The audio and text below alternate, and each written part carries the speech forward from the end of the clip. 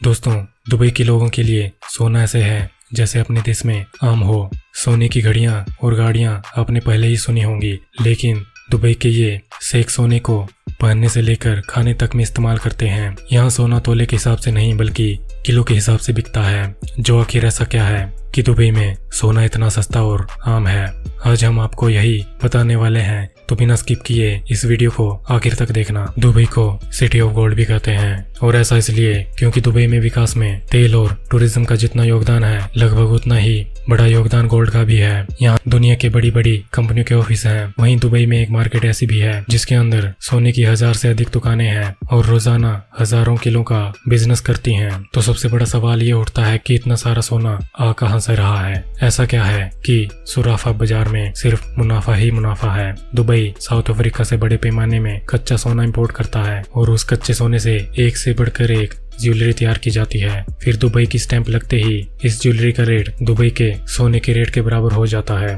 और ये यूं ही नहीं है, दुबई में तैयार हुई ये ज्वेलरी इतनी प्योर और देखने में खूबसूरत होती है कि ये न सिर्फ दुबई में बल्कि दुनिया भर में बेची जाती है, जिसमें भारत और चीन सबसे आगे आते हैं। और इस तरह हर साल दुबई 1200 टन सोने का व्यापार करता है। पूरी दुनिया में जितना सोना बिकता है उसका सबसे बड़ा हिस्सा लगभग 29% दुबई का ही होता है। यहाँ सोने की मार्केट इतनी बड़ी है कि गोल्ड सेक्टर में 4086 कंपनियां काम करती हैं। और इस महामारी से पिछले साल दुबई ने 5,52,000 करोड़ रुपए से ज्यादा का गोल्ड बेचा था। दोस्तों, इंडिया में भी सोने का क्रेज बहुत अधिक है। शादी से लेकर एनिवर्सरी तक हम भारतीय सोने का खूब इस्तेमाल करते हैं। दुबई में भारतीय बड़ी संख्या में रहते हैं और अपनी सोने में दिलचस्पी की वजह से यहाँ गोल्ड में निवेश करने के मामले में हम भारतीय सबसे आगे हैं। दुबई में भारतीयों के बाद क्रेज पाकिस्तान, ब्रिटेन, सऊदी अरब, अमन और कनाडा के लोगों में होता है। दुबई में सोना इतना मशहूर क्यों है और यहाँ सोने की इतनी बड़ी मार्केट क्यों बनी? तो दोस्तों, इसका सबसे बड़ा कारण क्या है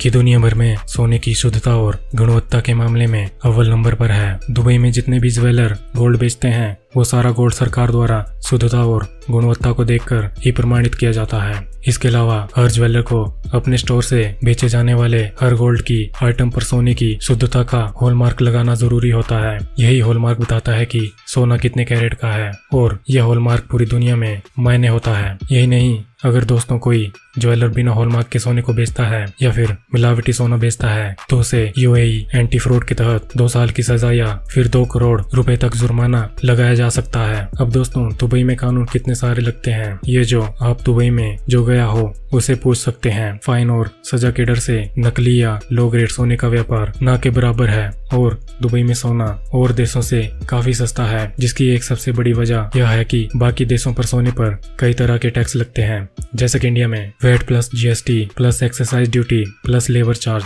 जैसे अलग अलग टैक्स लगते हैं, जो सोने की ज्वेलरी को काफी महंगा बना देती है। लेकिन दुबई में गोल्ड ज्वेलरी खरीदने पर सिर्फ 5% वैट लगता है और ये भी जनवरी 2018 के बाद लगना शुरू हुआ है, जिसका मतलब है कि 2018 के पहले दुबई में सोना खरीदना आज के मुकाबले से भी सस्ता था। इसके अलावा दुबई में आने वाले टूरिस्ट वैट रिफंड क्लेम कर सकते हैं। टूरिस्ट के लिए गोल्ड और भी सस्ता हो जाता है। साथ ही पूरे दुबई में सोने की कीमत और भाव हर शॉप में एक ही रेट पर होता है, क्योंकि यहाँ इंटरनेशनल रेट प्राइस को फॉलो किया जाता है जो इंटरनेशनल मार्केट के हिसाब से बदलता रहता है। इसका फायदा ये भी होता है कि आपको हर शॉप में जाकर गोल्ड प्राइस चेक करने का झंझट नहीं होता। दुबई में सोने की कीमत फिक्स जरूर है, लेकिन आभूषणों की बनवाई से लेकर लेबर चार्ज में मोल भाव कर सकते हैं। लेकिन ये सब आभूषण के डिजाइन किस देश का डिजाइन है, मशीन से बना है या फिर हाथ से, रिटेलर पर और आपके बार्गेनिंग टैलेंट पर भी निर्भर करता है। और अगर आपकी बार्गेनिंग स्किल कमाल के हैं तो दुबई गोल्ड शॉप में आपको जाना चाहिए। और दुबई गोल्ड शॉप क्या है? ये दुबई का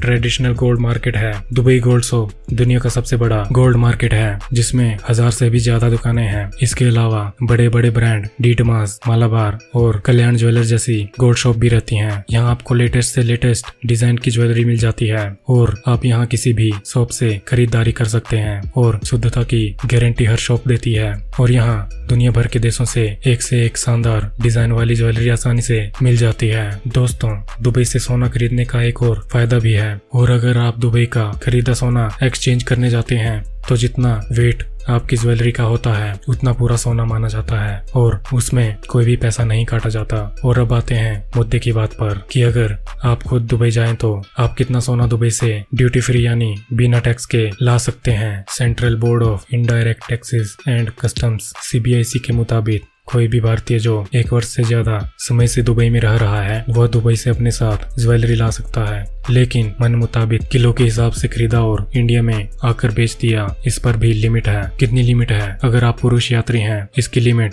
20 ग्राम है या फिर जिसकी कीमत 50,000 रुपए से ज्यादा ना हो और आप इतनी ही ज्वेलरी ला सकते हो। और अगर आप एक महिला यात्री हो तो 40 ग्राम गोल्ड या फिर जिसकी कीमत 1 लाख रुपए से ज्यादा ना हो इतने सोने के आभूषण आप ला सकते हो। यही सेम नियम बच्चों पर भी लागू होता है। और अगर आपको दुबई से ज्यादा सोना लाना हो तो आपको कस्टम ड्यूटी देनी होगी, जो पहले 10% थी और अब बढ़कर 12% हो गई है। तो कुल मिलाकर बात यह है कि दुबई से सोना खरीदना हर हिसाब से अच्छा है। और आप जब भी दुबई जाएं तो शॉपिंग जरूर करें और हो सके तो गोल्ड पहन कर आएं। और अगर गोल्ड लिमिट से ज्यादा हो तो उसे डिक्लेयर करें। उम्मीद है कि वीडियो आपको पसंद आई होगी। अगर हाँ तो इस वीडियो को लाइक करना और शेयर करना ना भूलें और ऐसी इंटरेस्टिंग वीडियो देखने के लिए हमारे इस YouTube चैनल को सब्सक्राइब करें।